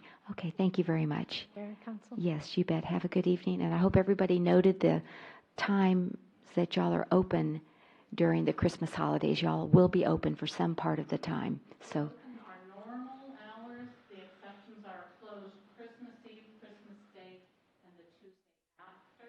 Mhm. They're going to shut the electricity off because we have solar. Okay. So that's why our Tuesday will be closed. Okay, very good. Thank you. Well, Merry Christmas. So good to see y'all. All righty. Thank you. Okay, moving then to the regular agenda item number 7.1, public hearing on amending the City of Leon Valley Comprehensive Master Plan. And we have Nina Nixon Mendez here. This is our second reading of the comprehensive plan, and I'd like to welcome you back. Thank you, Mayor and council. This is our second public hearing concerning the comprehensive master plan. It's a public hearing on an ordinance amending the City of Leon Valley Comprehensive Master Plan. The master plan does serve as a long-term policy guide to assist elected officials in decision-making, and it is updated periodically to reflect current conditions and revised goals and strategies of the community. The master plan has been adopted and amended multiple times. You can see on this slide. And as you can see, the last amendment was in 2009, so we are a little overdue to update the master plan. It is a working blueprint. It does help guide the day-to-day planning, engineering, and financial decisions being made by the city. It also fosters communication between the city council, citizens, and with respect to what the intentions are of the city. It does provide coordination with the departments related to the various goals and strategies, and as well as the private sector. And it also establishes a basis for land use regulations, so it is a basis for decision-making concerning zoning recommendations. The plan itself consists of components or chapters, and you can see the various chapters here dealing with land use, transportation, housing, economic development, quality of life, and environment. And each of those chapters have specific focus areas concerning policy, citizen input, community goals, existing conditions, and the recommended strategies. Thank you. So I just want to describe some of the changes that this particular draft plan reflects. There's a focus on long-term planning in the document rather than focusing on the short-term action plans, which, our On-It program is really, emphasizing that currently. Our plan update, we are recommending a change from 4 to 7 years. And typically cities will update every 5 to 10 years, so the 7-year is sort of a reflection of that midpoint. And there are updated goals and strategies based on the various citizen input workshops that were held between 2013 and 2016. There's also a focus on the sustainability theme throughout the plan, and you'll see references to, encouraging natural resource conservation, smart growth principles, promoting reuse, recycling, increasing transportation options such as, walkability, biking, transit, enhanced connectivity, and then also expanding housing options for the various levels within the community. Another change you will notice is the land use plan and neighborhood land use maps did replace the zoning maps, and that is in accordance with state code. And so you will see that, as well as the updated demographic data based on our most recent census data estimates. There's a slight reorganization of the document as well. Some of the chapters, there were some new chapters created and other chapters were folded into one chapter. So you will see a little different reorganization, but again, there is an emphasis on the 16 neighborhood planning areas. So again, a very community-driven focus on neighborhood areas. With respect to the C statement, the plan benefits all incomes and age groups through the growth strategies. It promotes economic development while encouraging smart growth and redevelopment to optimize prior infrastructure development. And it promotes natural resource conservation, expansion of the tree canopy, greenway development, transportation options, and recycling and reuse. The fiscal impact, this is a planning document. It doesn't commit funding to any specific project. With respect to public hearings, the local government code provides that a city may adopt or amend a comprehensive plan by ordinance following a hearing at which the public is given the opportunity to give testimony and present written evidence, and review by the municipality's planning commission or department if one exists. The first public hearing was held before City Council on December 5th. This is the second public hearing. And the Zoning Commission considered the draft plan both on July 25th and October 24th and recommended approval. After receiving public input and city council input, staff will bring forward the final draft for city council consideration. And that concludes the presentation. Okay. Any questions or comments on the comprehensive plan this evening? I actually finally looked through it, and on page 118, it's a section 7.1A. It says, "What happened to the proposed Bandera Toll Road?" Whoa. And it kind of ends it that, however, the ARMA eventually determined the proposed toll road to be infeasible. And I just want the record to reflect that that's not what happened. This council at that time in 2009 was very, very proactive. We had over 500 people at John Marshall High School who showed up to the TxDOT and the ARMA commission and opposed this elevated toll road going from 410 to 1604. And so this council adopted a resolution and submitted it to MPO, saying that we respectfully request that you take us out of this plan.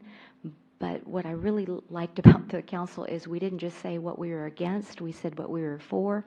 So we adopted a second resolution to VIA, asking VIA to partner with us to bring in BRT, Bus Rapid Transit, which we did in 2012. And you see the bus coming from the medical center.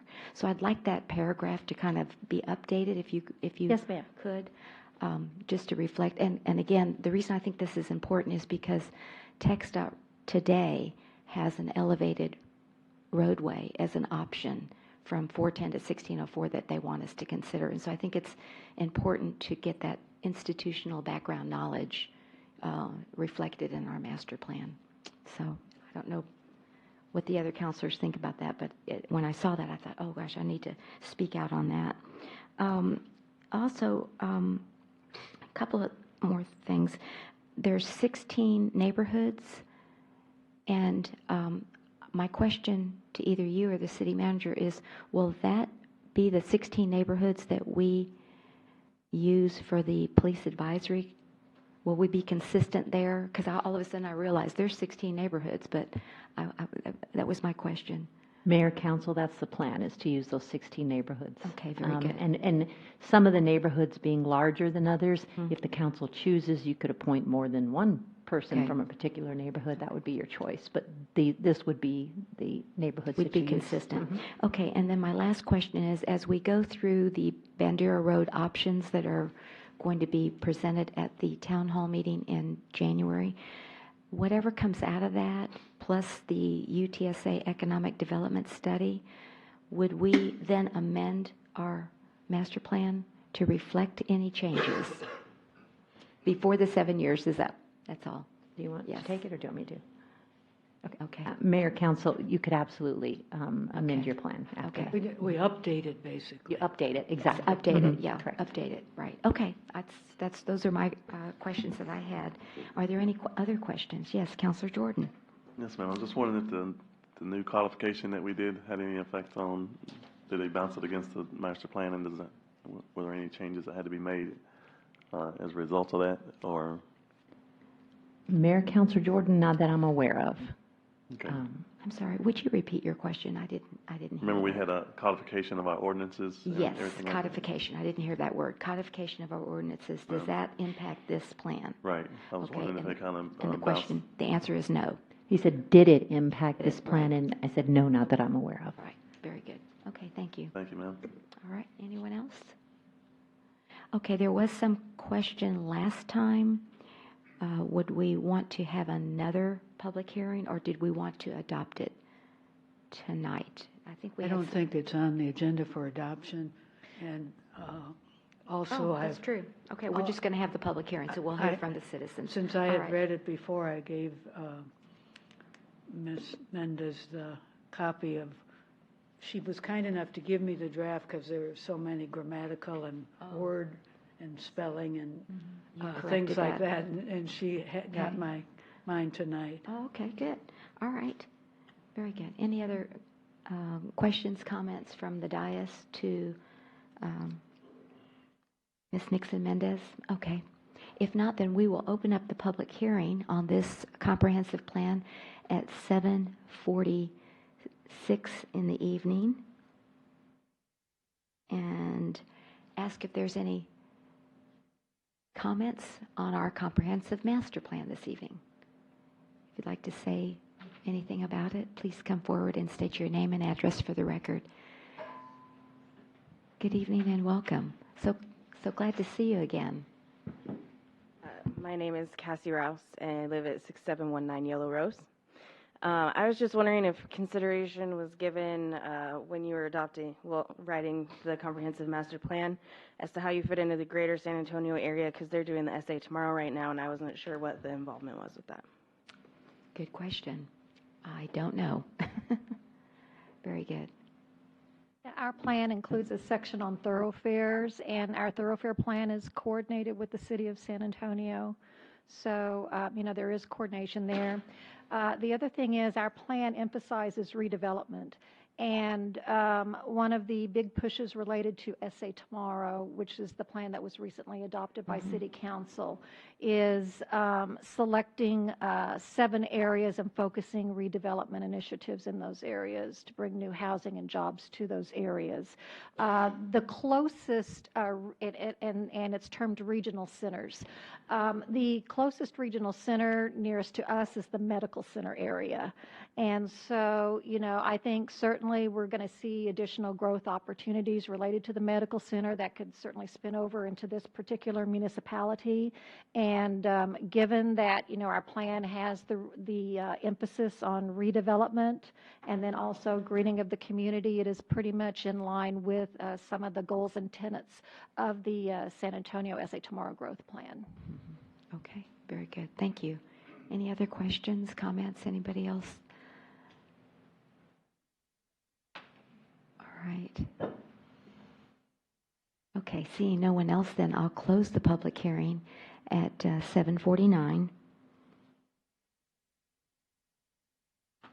And we'll put it on for, I guess, the January 2018 for action. Is that the pleasure of the council to go ahead and adopt it then on the 18th of, no, excuse me, it's the 16th of January, 2018. All right, very good. Thank you. Thank you for those comments as well.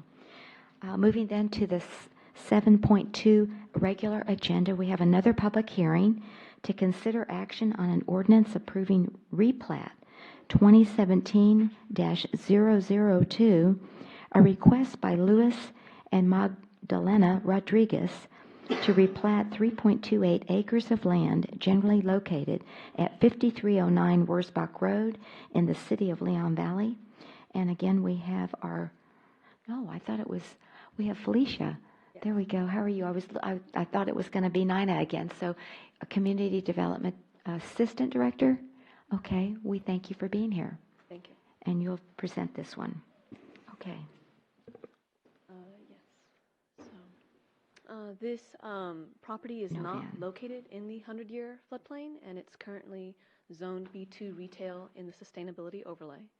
The purpose of this item is to review, consider, and conduct a public hearing regarding the request by ISRO Engineering Services on behalf of Luis and Magdalena Rodriguez to replat approximately 3.28 acres of land, being Lot 26, Block 4, CB 4429 of the Rolling Wood Ridge subdivision, and establishing new lots 27, 28, and 29 of the Crystal Lake commercial subdivision. The property is as described. It would be divided into 3 new lots, and the replat request is in substantial conformance with Chapter 10 subdivisions. You can see here a picture of the plat. It is that dark outlined border with the 2 smaller lots, dividing it into 3. That's Exhibit A. This is Exhibit B. This is the development as it is now at the corner of Wurzbach and Watercress. You can see the little strip center there. Right now, the property is valued at $2,540,000. New commercial development will increase property value and ad valorem tax. For social equity, it does support improved quality of life for the area by allowing redevelopment of the property in accordance with building codes. For economic development, it provides future development, which will provide an economic benefit through the ad valorem tax. For environmental stewardship, everything will comply with the landscape provisions of the city code. As part of our strategic goals, this development will help reach the goals of the master plan of the city to attract, expand, and retain viable businesses to promote development and redevelopment, as well as provide a diverse and versatile business environment that supports a healthy economy. The replat request has been found to be in substantial conformance with Chapter 10 subdivisions. The city engineer and staff do recommend approval. We do have here in the audience the property owners, their representatives that applied for the application, as well as our city engineer, Sia Sayati, and they're here to answer any questions you might have. Okay, very good. Pretty simple request as far as replatting goes. Is there anyone on our council with a question for either Ms. Novan or the applicant? And that's Mr. and Mrs. Rodriguez. Y'all are in the audience. Welcome. We're glad you're here. Yes, Rodriguez. Yes, Councilor Alcacer. I was just interested in the fact that because the division is quite unequal, was there a particular reason for that? I believe there is planned development in the future. There's a pending building permit. If you would like the property owners to discuss. Appreciate it if Yes. they feel comfortable with it. Yes. Would you like to come up? We're able to ask those questions because it's just replat. Yeah. That's my question. What do they want to do with the property? Good evening, City Council, Mayor. Yeah. Good evening and welcome. We're so glad you're here, much. Mr. Rodriguez. We have been in Leon Valley for 11 years, and we are very happy and we are very fond of Leon Valley. And when we bought the plaza, the reason why also we bought it is because it was already divided in 3 different pieces. The shopping center, the most important building, plus 3 lots ready to be built. And we haven't done that for 11 years. And it's a waste of money and space. All we do is mow the grass and wait for the opportunity to be built.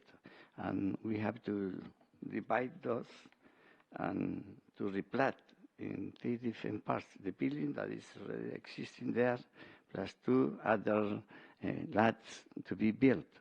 And the reason why it, like as the lady asked, Ms. Monica Alcocer, is because are separate. They are not in the same together place. They are one in one stream of the property, one in the other, and it's already done, prepared from long ago to be built. So here we are, and we are asking the City Council, the Mayor, please help us to approve the replat of these properties, so we can, instead to waste money and time to develop it and pay taxes and help Leon Valley, because that's a vacant lot. All we have to do is cut the grass each week. So we need your help.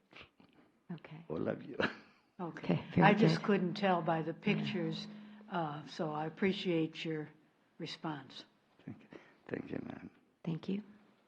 Yes, Councilor Jordan. Yes, ma'am. Just for full disclosure, I'll just be a former client of Mr. and Mrs. Magdalena and Mr. the gentleman for tonight, Rodriguez. Yeah. So. Long time ago, 6 years ago. So this one is just for full disclosure. Okay. Very good. Thank you for that. Okay. Any other questions from the council? If not, then we do have a public hearing, And at approximately 4 minutes before 8 o'clock on December 19th, I'll open up this public hearing. 7:56. Is there anyone that would like to weigh in on this replat in our community that's before the council?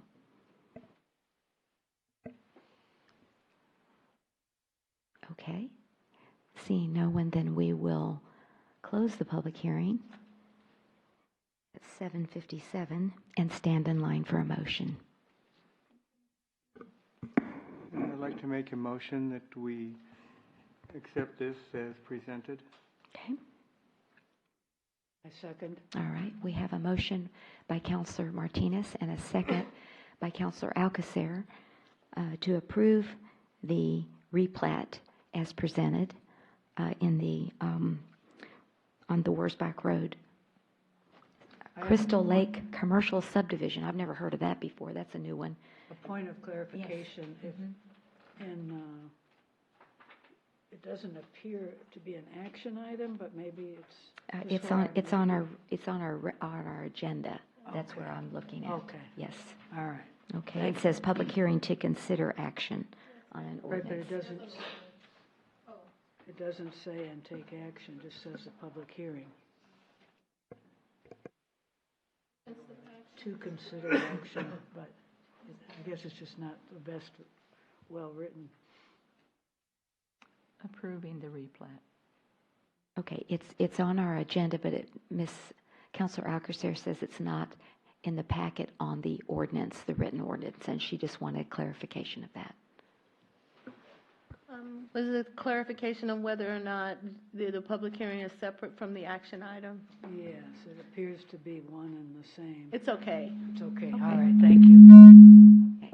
So we have, that's okay, no problem. We have a motion and a second to approve this replat as presented. Any further discussion? All those in favor say aye. Aye. Any opposed? The motion does carry. Thank you, Mr. and Mrs. Rodriguez, and we look forward to lots of good things happening out of your property on Wurzbach Road.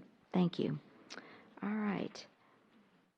Moving then to agenda item number 3, 7-3, discuss and consider possible action to appoint members and set the term to the Leon Valley Board of Adjustment.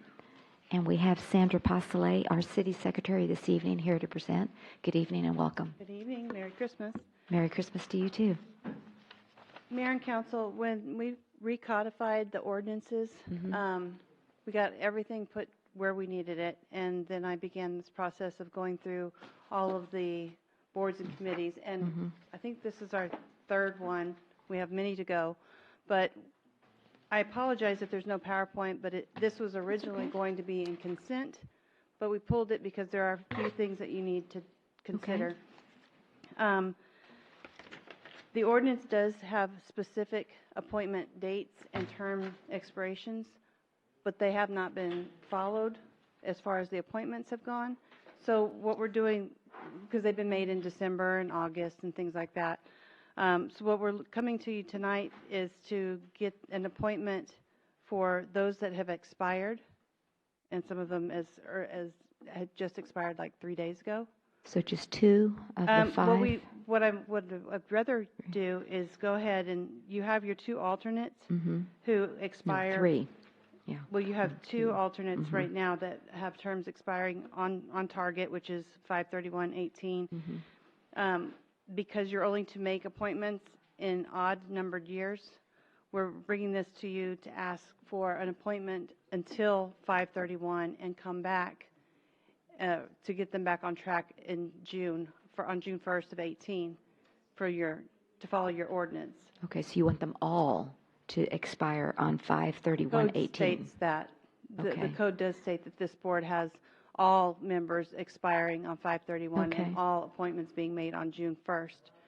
So, and also we have a new applicant, Philip Riddle. Right, right. I had that written down because I knew I'd seen his application someplace. Have we approved him? No, it's in your packet for your approval.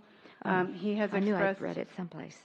Okay. Correct. And then, so because we pulled it out of consent, because you do have the option of filling your vacancy, your member vacancy with one of the alternates, and then, or Mr. Riddle, or however you choose. I was confused because Yeah. you say you also have Ms. Carpio, who is or was a member, and her name isn't listed. So I didn't know if she took precedence or if we moved the two alternates up. The packet was amended. Oh, Okay. oh. Her term did I- expired. Oh, I didn't get that one. Right, it was Yeah. amended this morning. Oh, this morning. Okay, so I didn't get that. But I'd seen Philip Riddle's name. I guess it just came through my desk, yeah. Okay, so her name is on the amendment. So Okay, then- yeah, did y'all see that? No, it's not. Okay, Her name is- so Ms. Carpio should be on there, and again, she would expire 5/31/18 as And well? I did speak with her, and she does still want to serve. And so we've moved Mr. Mauser up to be the. That's your choice. You have two alternates, Lynn Joseph and Stephen Mauser. Well, but Stephen Mauser's alternate one. I always like to move the first alternate up because they've waited the longest. What do y'all think? And Ms. Joseph to become number first 1, alternate. and Mr. Riddle would be number 2, alternate number 2, right? Just the simple forward moving up. There we go. Okay, Yeah, I know, I saw it. I so move. okay. We have a motion by Counselor Alcacer and a second by Counselor Edwards to approve the Board of Adjustment expiration and added members and the placement of them as presented. Any further discussion? Did you have anything else to No, ma'am. add? Okay. All those in favor say aye. Aye. Any opposed? The motion does carry. Okay, thank you.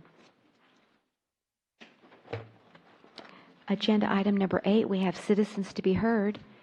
Anyone in our chambers that would like to address the council at this time, please come forward and state your name and address for the record. Yay, we have somebody. I always like to. And you're our Boy Scout leader, right? Cub Scouts. Cub Scouts, I knew it. It's with the little boys, with Chief Valdez, right? There you go. And your name, please? Brandon House, That's right, Mr. House. Nice to see you again. And your address? 6614 Cherry Leaf. Yes, thank you.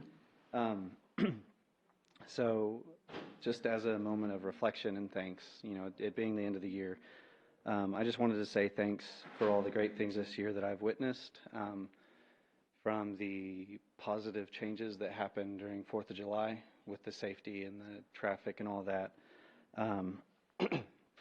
The community involvement, like when the flag retirement ceremony was a very meaningful event. The continued excellent service from our first responders, the positive and timely responses from the city employees from the interactions that I've had, and as well as just the true care for our citizens, like with the work that Chief Valdez has done with the FEMA and the FERP plan and all that.